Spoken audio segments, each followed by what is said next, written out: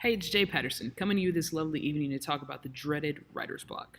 Now, writer's block isn't only limited to writing an essay or story or a card, it happens in life too.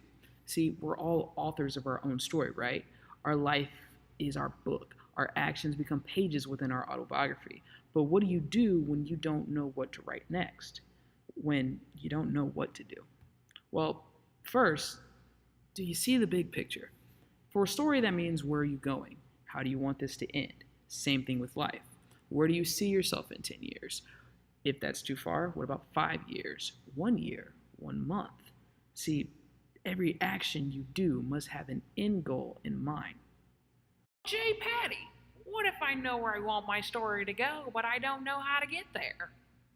Good. Step one complete. Now let's fill in the details. Now, when I was writing Legal Blood, I reached the peak of the rising action and my brain stopped. I knew exactly how I wanted it to end, but I had no idea how to get there. For weeks, I performed these aggressive mental gymnastics, deliberating where the heck this novel was going to go. So, what I did to conquer that mental block, you can do too as you write your own story. Step two, talk it out. Before I was about to get my hair cut by the amazing Vincent Castile, shout out to VC the Celebrity Barber, I drove to the parking lot and I sat in my car for hours. Radio off, rain pounding on the windshield, and I turned my voice memos on record. And I just talked out my story for 56 minutes and 39 seconds. Yes, there were plenty of gaps and probably 7 minutes of me cooing over a very cute dog. But I talked out every detail, and from there, I knew exactly where I wanted the story to go. I knew exactly what I wanted to happen. Try that with yourself too. Speak it all into action. Yes, it may take some time up front, but as Honest Abe once said, give me 6 hours to chop down a tree, and I will spend the first 4 sharpening the axe. Step 3, outline. While having everything in a voice memo is amazing, it's extremely inconvenient. Put your goals and objectives down on paper or a giant whiteboard. Make yourself a timeline, exhibit those milestones, connect relationships, make a map, whatever you need to do. You need to hear and see where you're going to end up. Well, read. The next step is C. Step 4, my most embarrassing yet crucial step, visualizing. Why is it embarrassing? Well, let me give you a little anecdote.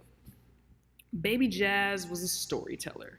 From building an apartment complex out of plastic storage shelves for her action figures to the tangled web of infidelity she'd weave for her Barbies.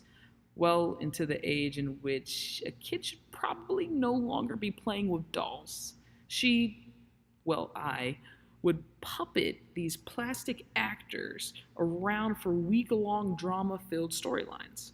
So when I knew where I wanted to go in Legal Blood, but I still had trouble conveying the action or emotion of the scene, what did I do? I went back to my roots. I drove to the store, I found the Barbie versions of my characters, and acted it out. No, I'm not ashamed! And while they don't make the classic doll like they used to, I was able to see my characters doing exactly what I envisioned, bringing my story to life.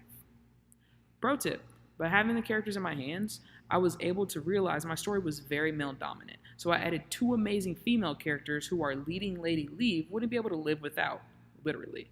Hashtag alliteration. Ultimately, following these steps, I was able to defeat my writer's block, see where I wanted my story to go, and make my dream of writing a novel come true. So, what are your dreams? Where do you want your story to go? Talk it out, write it out, act it out.